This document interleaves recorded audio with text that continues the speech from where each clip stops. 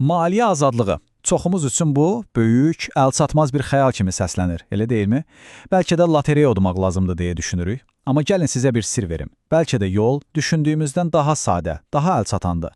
Gəlin birlikdə kiçik addımların zamanla necə böyük bir güzə çevrildiyini araşdıraq.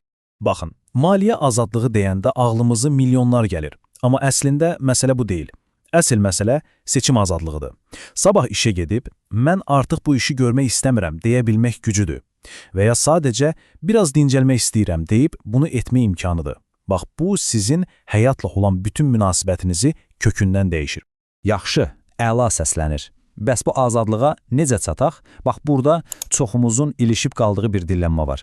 Bir tərəfdən pul yığmaq, sərvət yaratmaq istəyirik, amma digər tərəfdən ayırdığımız kiçik məbləğlər dənizdə bir damla kimi görünür.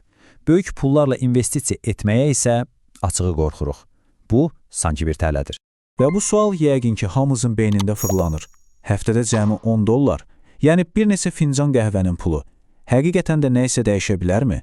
Gəlin bu şübhəyə birbaşa cavab axtaraq. Bu həqiqətən də fərq yaradırmı? Baxın, problemin kökü məncə buradadır. Kiçik məbləğləri sadəcə yığanda bu bizə bir irəliləyiş kimi gəlmir. Məsələn, bir il ərzində hər həftə $10 yığsaz, bu təxminən $500 edir. Yaxşı puldur. Amma bu sadəcə bir dənə yeni iPhone-un puludur. Bu reallığı görəndə motivasiya qalırmı? İndi gələk medalın o bir üzünə. Yaxşı, deyək ki, biraz pul yığmışıq, amma bütün bu pulu götürüb bir dəfəyə investisiya etmək, bu fikir özü belə adamı dəhşətə gətirir. Çünki bazar hər an dəyişə bilər və bütün əmanətimizi itirmək riski var. Bu qorxu bizi tamamilə iflic edir.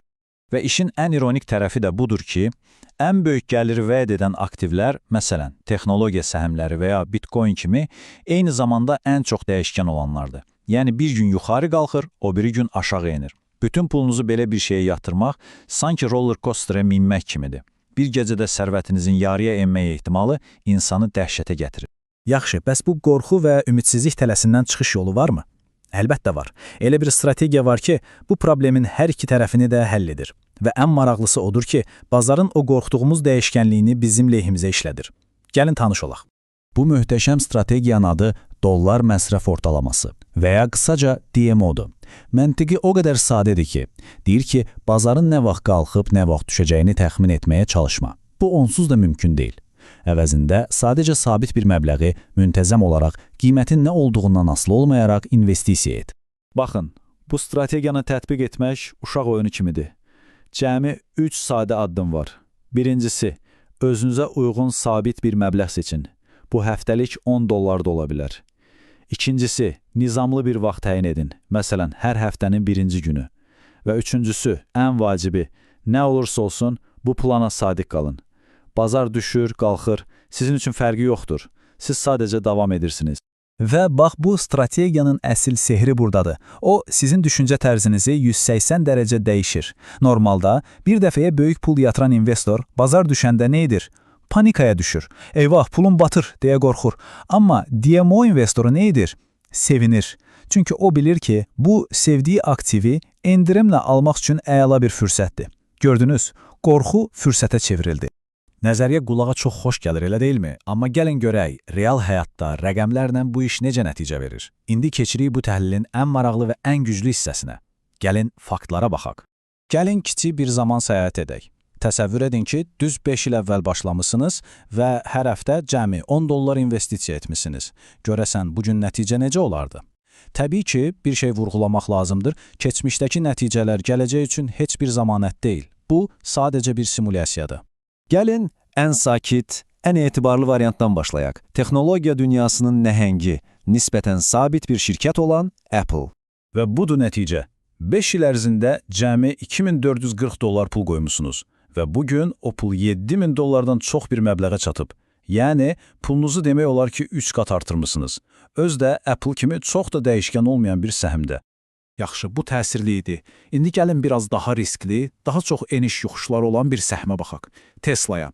Görək o qorxduğumuz dəyişkənlik nəticələrə necə təsir edir. Hazırsınız?